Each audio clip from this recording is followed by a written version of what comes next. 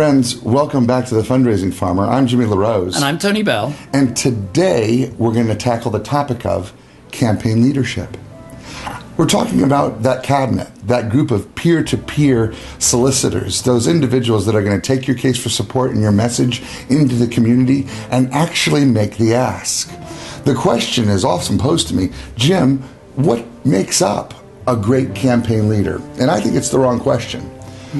Campaign leaders are going to come into your life. They are who they are, and they're the total package. The better question is, do you have the leadership in your organization to keep them there? What information, what intentionality, what systems have you put in place to make sure that you are developing great leadership? And if you don't have great leadership, Tony, and how is a donor going to respond to an organization that is not well led? Well, that's a fundamental question, Jimmy, because if a nonprofit organization does not have the leadership in place and they have a great project that's a very attractive one that attracts donors, once those donors get exposed to the leadership, and if that leadership is not in place, it's going to kill the giving. It's going to kill that philanthropic urge for that particular project. So it is absolutely critical.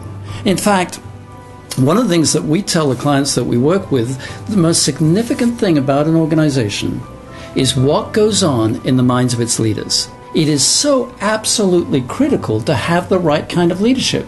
You can have a great campaign leadership, but if you don't have organizational leadership leading the organization that's driving that project, then you're not going to get the support and you're not going to achieve the mission that you want to accomplish as a nonprofit organization. So it is absolutely critical. So how do we get there? Well, that's the key question, isn't it?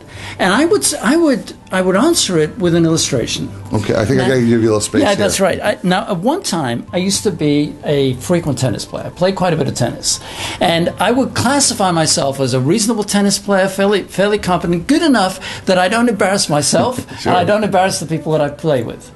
But there was a time when I was playing a lot, and I knew I was doing certain things wrong.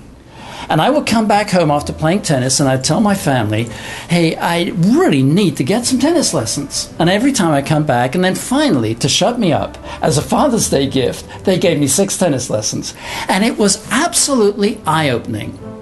What I found was that I was operating from a bank of knowledge that was absolutely defective. Now, track with me on this because this has parallels to leadership. Okay. Because I think a lot of leaders are operating from a bank of knowledge that is actually defective. So in tennis, what I discovered was that, for example, in my forehand, I was using the power of my arm to return the ball.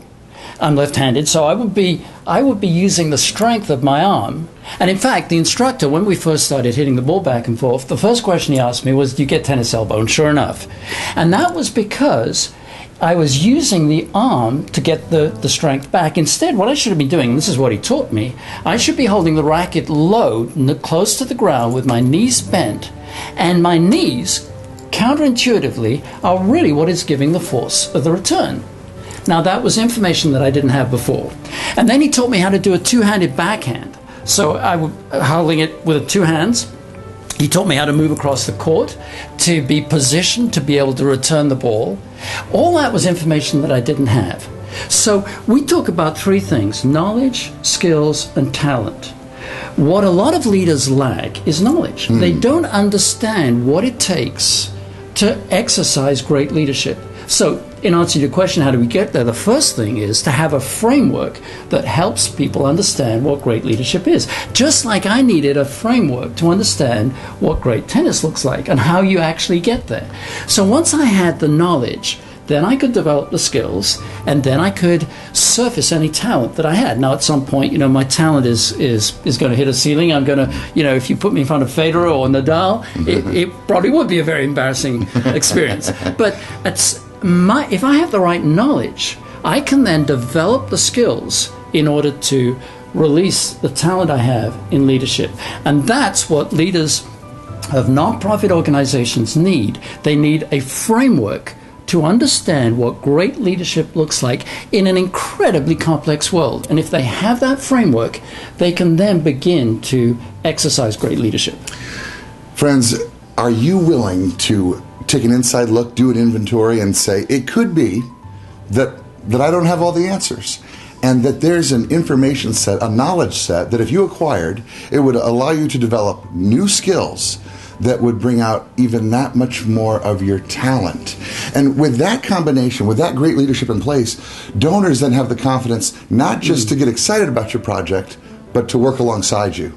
So when we're concerned about campaign leadership, once again, it's not about the characteristics of the people that are going to end up joining the campaign. It's whether or not do we have the stuff internally to keep them. I think it's a huge shift. I think it's the right shift. And Tony, thanks for being with me today. Thank you, Jimmy. Thank you. Thanks for being with us on The Fundraising Farmer.